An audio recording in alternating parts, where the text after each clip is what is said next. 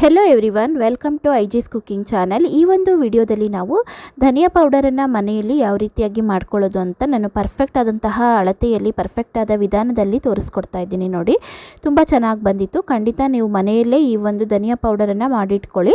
ನಾವು ಮಾಡುವಂತಹ ಎಲ್ಲ ಅಡುಗೆಗಳು ಸಹ ತುಂಬ ರುಚಿಯಾಗಿ ಬರುತ್ತೆ. ಇದನ್ನು ಮಾಡೋದು ಹೇಗೆ ಅಂತ ನೋಡೋಣ. ಅದಕ್ಕಿಂತ ಮುಂಚೆ ಇನ್ನು ಯಾರೆಲ್ಲ ಚಾನಲನ್ನು ಸಬ್ಸ್ಕ್ರೈಬ್ ಮಾಡ್ಕೊಂಡಿಲ್ಲ ದಯವಿಟ್ಟು ಸಬ್ಸ್ಕ್ರೈಬ್ ಮಾಡಿಕೊಂಡು ನೋಡಿ.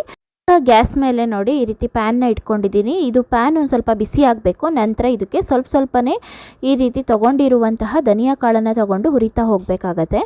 ಧನಿಯಾ ಕಾಳನ್ನು ನೋಡಿ ಈ ರೀತಿ ಚೆನ್ನಾಗಿ ಹುರಿಬೇಕು, ಕೈ ಬಿಡ್ದಲೇ ಹುರ್ಕೊಳ್ಬೇಕಾಗತ್ತೆ. ನಾವು ಗ್ಯಾಸನ್ನು ಲೋ ಫ್ಲೇಮಲ್ಲೇ ಇಟ್ಕೊಂಡು ಹುರ್ಕೊಳ್ಳಿ. ಲೋ ಟು ಮೀಡಿಯಮ್ ಫ್ಲೇಮಲ್ಲಿ ಇರಬೇಕಾಗತ್ತೆ ಗ್ಯಾಸು, ಹೈ ಫ್ಲೇಮಲ್ಲಿ ಇಡಬೇಡಿ. ನೋಡಿ ಈ ರೀತಿ ಚೆನ್ನಾಗಿ ಕೈ ಬಿಡ್ದಲೇ ಹುರಿತಾ ಹೋಗಬೇಕು. ಒಂದು ಕಾಳು ಕಪ್ಪಾಗೋದು ಅಥವಾ ಒಂದು ಕಾಳು ಹುರಿದೇ ಇರೋದಂಥದ್ದು ಆ ರೀತಿಯಾಗಿ ಆಗಬಾರ್ದು.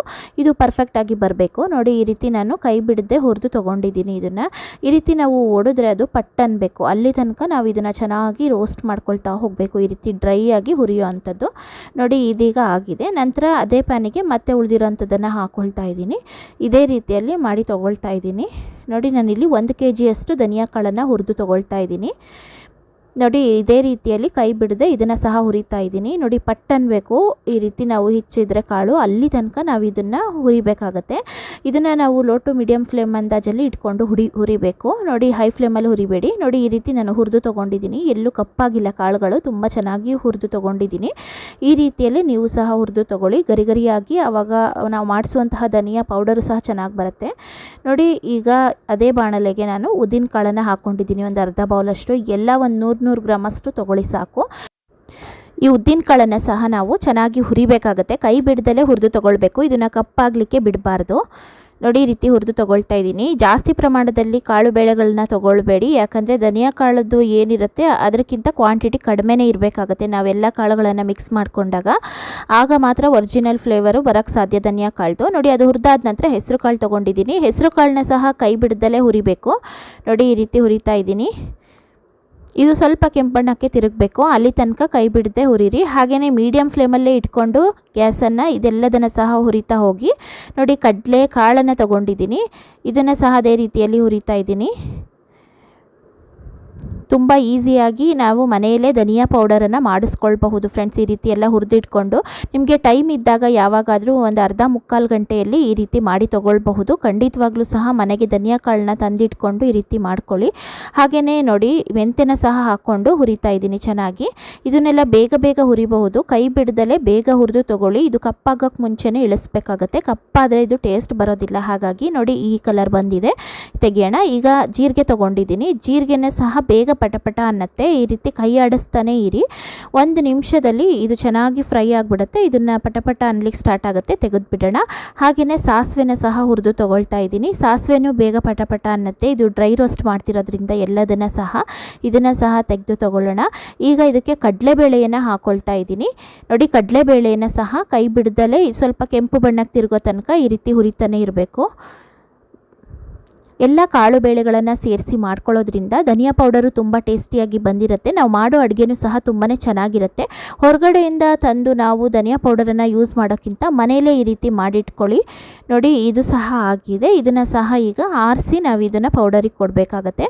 ಹಾಗೆಯೇ ಕರಿಬೇವಿನ ಸೊಪ್ಪನ್ನು ಲಾಸ್ಟಲ್ಲಿ ಉಪಯೋಗಿಸ್ಕೊಳ್ತಾ ಇದ್ದೀನಿ. ನೋಡಿ ಇನ್ನೂ ಜಾಸ್ತಿ ಇದ್ದರೆ ಸ್ವಲ್ಪ ಕರಿಬೇವಿನ ಸೊಪ್ಪನ್ನು ಜಾಸ್ತಿನೇ ಹಾಕ್ಕೊಂಡು ಈ ರೀತಿ ಗರಿಗರಿಯಾಗಿ ಹುರಿದಿಟ್ಕೊಳ್ಳಿ. ಲೋ ಫ್ಲೇಮಲ್ಲಿ ಇಟ್ಕೊಂಡು ಈ ಒಂದು ಕರಿಬೇವಿನ ಸೊಪ್ಪನ್ನು ಹುರಿಬೇಕು. ನಾವು ಕ್ರಷ್ ಮಾಡಿದಾಗ ಕರಿಬೇವಿನ ಸೊಪ್ಪು ಕ್ರಷ್ ಆಗಬೇಕು. ಅಲ್ಲಿ ತನಕ ಇದನ್ನು ನಾವು ಹುರಿತಾ ಹೋಗಬೇಕಾಗತ್ತೆ ಕರಿಬೇವಿನ ಎಲೆಗಳನ್ನು. ಇದು ಟೇಸ್ಟ್ ಚೆನ್ನಾಗಾಗುತ್ತೆ ಸಾಂಬಾರಿಗೆಲ್ಲ ಹಾಕಿದಾಗ, ಪಲ್ಯಕ್ಕೆ ಹಾಕಿದಾಗ. ಹಾಗಾಗಿ ಕರಿಬೇವಿನ ಸೊಪ್ಪನ್ನು ಸಹ ನಾನು ಸೇರಿಸ್ಕೊಳ್ತಾ ಇದ್ದೀನಿ. ಇಲ್ಲಿ ನಾನು ಮಾಡ್ಕೊಳ್ತಿರೋವಂಥದ್ದು 1 kg ಧನಿಯಾ ಕಾಳಿನ ಪೌಡರು. ಅದಕ್ಕೆ ಇಷ್ಟು ಕಾಳು ಬೇಳೆಗಳನ್ನು ಇಲ್ಲಿ ಹುರಿದು ತೊಗೊಂಡಿದ್ದೀನಿ. ಇದನ್ನು ಈಗ ಮಿಕ್ಸ್ ಮಾಡ್ಕೊಳ್ಬೇಕಾಗತ್ತೆ ನಾವು. ಇಲ್ಲಿ ನಾನೊಂದು ನೋಡಿ ಅರಿಶಿನ ಕೊಂಬನ್ನು 2 ಕೊಂಬುಗಳನ್ನ ಉಪಯೋಗಿಸ್ಕೊಳ್ತಾ ಇದ್ದೀನಿ. ಇದನ್ನು ಸಹ ನಾವು ಮಿಲ್ ಮಾಡಿಸುವಾಗ ಇದನ್ನು ಕೊಟ್ಟು ಮಿಲ್ ಮಾಡಿಸ್ಬೇಕಾಗತ್ತೆ. ನೋಡಿ ಈಗ ಇದನ್ನು ಧನಿಯಾ ಕಾಳು ಒಳಗಡೆ ಮಿಕ್ಸ್ ಮಾಡ್ಕೊಳ್ಳೋಣ. ಈಸಿಯಾಗಿ ಮಾಡ್ಕೊಳ್ಬಹುದು ನಾವು. ಇದಕ್ಕೆ ಮುಂಚೆ ನಾನು ನನ್ನ ಚಾನಲಲ್ಲಿ 2 ವಿಡಿಯೋಗಳನ್ನು ಅಪ್ಲೋಡ್ ಮಾಡಿದ್ದೀನಿ, ಧನಿಯಾ ಪೌಡರನ್ನು ಹೇಗೆ ಮಾಡ್ಕೊಳ್ಳೋದು ಅಂತ. ಖಂಡಿತವಾಗ್ಲೂ ಸಹ ಅದನ್ನು ನೋಡ್ಕೊಳ್ಳಿ. ನೋಡಿ ಈಗ ಇದನ್ನು ಚೆನ್ನಾಗಿ ಮಿಕ್ಸ್ ಮಾಡ್ಕೊಳ್ಳೋಣ. ಈ ರೀತಿ ಮಾಡಿಟ್ಕೊಂಡ್ರೆ ಎಷ್ಟು ದಿನ ಆದ್ರೂ ಧನಿಯಾ ಪೌಡರನ್ನು ನಾವು ಉಪಯೋಗಿಸ್ಕೊಳ್ಬಹುದು. ಜಾಸ್ತಿನೇ ಮಾಡಿಟ್ಕೊಳ್ಳಿ, ಮಾಡುವಾಗ ತುಂಬ ಈಸಿಯಾಗಿ ಮಾಡ್ಕೊಳ್ಬಹುದು ಸಹ. ಹಾಗೆಯೇ ಮನೆಯಲ್ಲೇ ನಾವು ಮಾಡಿಕೊಂಡ್ರೆ ಟೇಸ್ಟು ಸಹ ಚೆನ್ನಾಗಿರುತ್ತೆ ಅಡುಗೆ ಮಾಡಿದಾಗ. ನೋಡಿ ಈಗ ಇದನ್ನು ಮಿಕ್ಸ್ ಮಾಡ್ತಾ ಇದ್ದೀನಿ ನೀಟಾಗಿ. ಇದನ್ನು ಯಾವುದಾದ್ರೂ ಒಂದು ಬಾಕ್ಸಲ್ಲಿ ಹಾಕಿ ಅಥವಾ ಕವರಲ್ಲಿ ಹಾಕಿಬಿಟ್ಟು ನೀವು ಇದನ್ನು ಮಿಲ್ಲಿಗೆ ಕೊಡಬಹುದು. ಅಥವಾ ಮನೆಯಲ್ಲೇ ಮಾಡ್ತೀವಿ ಅನ್ನೋ ಅಂಥವ್ರು ಮಿಕ್ಸಿಯಲ್ಲಿ ಮಾಡಿಕೊಂಡು ಜರಡಿ ಇಟ್ಕೊಳ್ಳಿ. ನಾನು ಇದನ್ನು ಮಿಲ್ಲಿಗೆ ಕೊಟ್ಟು ಈ ರೀತಿ ಮಾಡಿಸಿ ತೊಗೊಂಡಿದ್ದೀನಿ. ತುಂಬ ಸ್ಮೂತಾಗಿ ಚೆನ್ನಾಗಿ ಬಂದಿತ್ತು. ನೋಡಿ ಈ ರೀತಿ ಸಣ್ಣದಾಗಿ ಮಾಡಿಕೊಟ್ಟಿದ್ದಾರೆ, ಚೆನ್ನಾಗಾಗಿತ್ತು. ಖಂಡಿತ ನೀವು ಸಹ ಇದೇ ರೀತಿಯಲ್ಲಿ ಮಾಡಿಸ್ಕೊಳ್ಳಿ ಫ್ರೆಂಡ್ಸ್. ತುಂಬ ದಿನ ಇಟ್ಟು ಯೂಸ್ ಮಾಡ್ಕೊಳ್ಬಹುದು ನಾವು. ಹಾಗೆಯೇ ಮನೇಲಿ ಮಿಕ್ಸಿಲಿ ಮಾಡ್ತೀವಿ ಅನ್ನೋ ಅಂಥವರು ಸಹ ಮಾಡ್ಕೊಳ್ಬಹುದು. ಆದರೆ ಜರಡಿ ಹಿಡಿದು ಈ ರೀತಿ ಸಣ್ಣದಾಗಿ ಮಾಡಿಟ್ಕೊಳ್ಳಿ, ಚೆನ್ನಾಗಿರುತ್ತೆ. ನೋಡಿ ತುಂಬ ಚೆನ್ನಾಗಿ ಬಂದಿತ್ತು. ಖಂಡಿತ ನೀವು ಸಹ ಟ್ರೈ ಮಾಡಿ. ಹಾಗೆ ಮಾಡಿರುವಂತಹ ಒಂದು ಪೌಡರು ಹೇಗೆ ಬಂದಿತ್ತು ಅಂತ ನನಗೆ ಮಾಡಿಸಾದ ನಂತರ ಕಮೆಂಟ್ ಹಾಕಿ.